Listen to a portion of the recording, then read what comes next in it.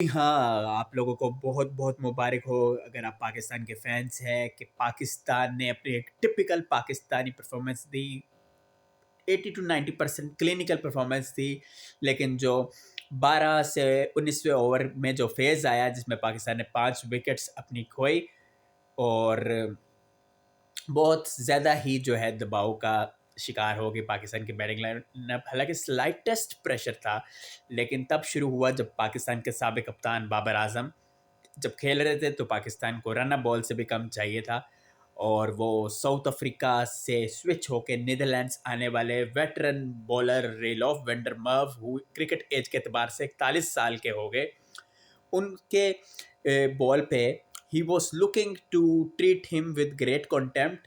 चाह रहे थे कि वो क्लीन कर जाए बाउंड्री, ऑफ साइड के थ्रू छक्का हो, लेकिन वो छक्का तो नहीं हुआ, लेकिन वो आउट हो गया और वहाँ से फिर पाकिस्तान की बैटिंग का मोमेंटम जो है बहुत ज़्यादा वेवर्ड हो गया अनफॉर्चुनेटली। और जो स्लाइटेस्ट प्रेशर था वो तो बिल्कुल पाकिस्तान ने उसको जो है बहुत ज़्यादा ही अपने ऊपर हावी कर लिया। फिर ऐसा हुआ कि आग जो है फर्दर इग्नाइट तब हुई जब उस्मान खान आउट हुए ज़ीरो पे। और कमज़ोरी है इनकी फास्ट बॉलिंग कहीं ना कहीं, हालांकि स्पिनर्स को जो ये खेलते हैं तो लाजवाब खेलते हैं, मज़ा आ जाता है देखिए। और ये नहीं कि पेसर्स को रेसिस्टेंस नहीं दिखाते, लेकिन वो उनका कहीं ना कहीं वीक लिंक है और इस पे कहीं बात हो चुकी है कि he really needs to strengthen his technique to show resistance against the fast bowlers और वेरिएशंस। और आप ये देखें मैक्रन, ठीक है, पॉल वैन मैक्रन 2013 से नीदरलैंड्स के लिए खेल रहे हैं, वेरी एक्सपीरियंस बॉलर और माशाल्लाह से बहुत क्लेवर बॉलर भी है मैकरन। क्योंकि आप ये देखें कि जो double wicket made in over किया है वो जो है मैच की जो इक्वेशन है उसको काफ़ी चेंज कर दिया। वो तो ऑलराउंडर्स पर मुश्तमिल टीम के सरप्रस्त फ़हीम अशरफ साहब वो छा गए और टिपिकली खेले। और ये होती कॉन्फिडेंस की बात कि जब आपको अपने ऊपर बिलीव होता है। और ये चीज़ देखे फ़हीम अशरफ हो या नवाज़ हो, ये वो प्लेयर्स थे जो कि इनका रिवाइवल हुआ, जब इनका कमबैक हुआ तो बहुत ज़्यादा आवाज़ें इनके अगेंस्ट थी कि यार ये बार बार आ रहे हैं टीम में, परफॉर्म तो ये करते नहीं है। लेकिन इन दोनों ने सबसे ज़्यादा गलत साबित किया।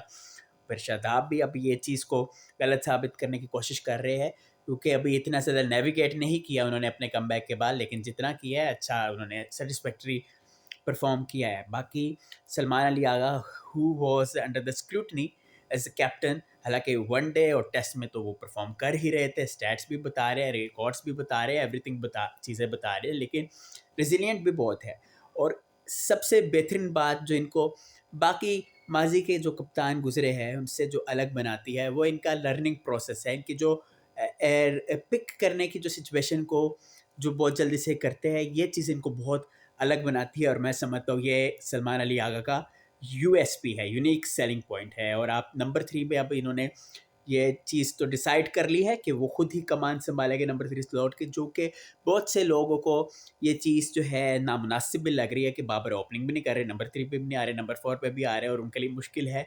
लेकिन जब आप इतने अरसे पाकिस्तान को सर्व करते हो, get all the praise undoubtedly, तो यहाँ पे आपकी जो है वो रिस्पॉन्सिबिलिटी बनती है कि आप जो है किसी भी नंबर पे खेले, आप परफॉर्म करने की कोशिश करें। जब आप पाकिस्तान की यूनिफॉर्म पहनते हैं, आपकी इतनी वाह होती है, आपका नाम ही, आप जब लोकल खेलते हो जहाँ पे भी खेल लो, आपके हक में नारे लगते हैं, people want to see you perform, तो फिर आप पे जिम्मेदारी आती है। ठीक है, मुश्किल फेस हो सकता है बाबर के लिए, लेकिन in the past also he used to play. जब न्यू भी आए थे तो क्या वो ओपनिंग करते थे, क्या वो नंबर 3 करते थे?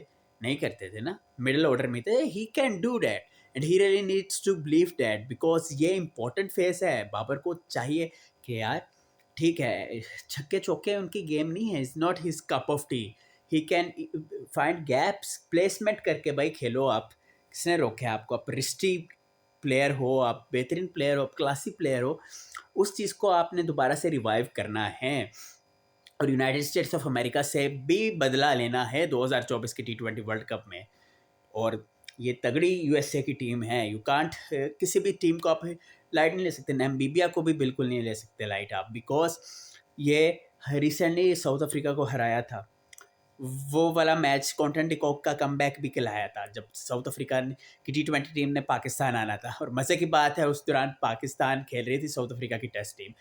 तो एनी हाउ पाकिस्तान को बहुत बहुत मुबारक हो, जीत जीत होती है। 80 to 85% मोमेंटम बड़ा पाकिस्तान के साथ था, लेकिन वहाँ से आपको क्रेडिट देना पड़ेगा मैकरेन को। With the ball he was phenomenal, experience hand है, उन्होंने दिखाया। मैक्स और डाउट जो कि मैं समझता हूँ इनके प्रीमियम बैटरों में से शुमार होता है, न्यूजीलैंड से बुनियादी तौर पर इनका ताल्लुक है, तो उन वो अगर चल जाए अपने दिन में तो वो साउंड अलार्म बजा सकते हैं ओपोनेंट्स के लिए। लेकिन स्कॉट एडवर्ड्स हमेशा से रिजिलियंट रहे हैं, लीडरशिप एबिलिटीज़ है उनमें। 2023 के वर्ल्ड कप में भी लीड कर चुके हैं, और 2022 में भी स्पीयरहेडेड ही इज़ आल्सो की बाय बैकग्राउंड। सो कहने की बात यह है, जो 37 की है उन्होंने बड़ी अच्छी रेसिस्टेंस दिखाई विद द बैट। और कॉलिन एक्करमैन भी बहुत वास्टली एक्सपीरियंस है, ज़्यादा रन और अगर कर लेते तो चीज़ें जो है नीदरलैंड्स के हक में हो सकती थी। शुरू में उन्होंने भी बहुत अच्छा आगाज़ किया, हालांकि कोलंबो की इस विकेट में 150 से 155 का एवरेज स्कोर होता है, लेकिन फिर भी बल्ले पे बॉल आना शुरू हो तो आप 170-80 कर सकते हैं। तो मुझे लगता है कोई 20 से रन की शॉट हो गई थी नीदरलैंड्स की टीम, लेकिन मज़ा आया। अबरार अहमद ने भी अच्छी बॉलिंग की, साइम ने लेट जाके ओवर किया, 1 ओवर किया और 2 विकेटें हासिल की उन्होंने। बैटिंग भी अच्छी की उन्होंने, लेकिन ये ज़रूर है कि शहीन शाह अफरीदी को रिदम पकड़ना होगा, क्योंकि he is over premium player definitely. तो आप चाहोगे कि he will do good for Pakistan. बाकी देखते हैं 10 फरवरी को पाकिस्तान किस तरह से अप्रोच करता है against United states of America. अभी तो खैर वो इंडिया से खेल रहे हैं, लेट्स सी के वो किस तरह से करते हैं इंडिया का पलड़ा। बाय द वे अभी बारी है, बाकी वेस्ट इंडीज़ ने बहुत अच्छा खेला, क्योंकि नेपाल से हारे थे सीरीज़, अफगानिस्तान से हारे थे सीरीज़ यूनाइटेड अरब एमिरेट्स में। तो ज़रूरी था कि यहाँ पे इनको जो है कुछ अच्छा आगाज़ मिले। 2 टाइम चैंपियंस है आफ्टर ऑल, और स्कॉटलैंड के अगेंस्ट खेल रहे हैं। हालांकि स्कॉटलैंड की टीम कोई बुरी नहीं है, लेकिन they are playing as the replacement of Bangladesh. They are good players, not out about the Scottish side.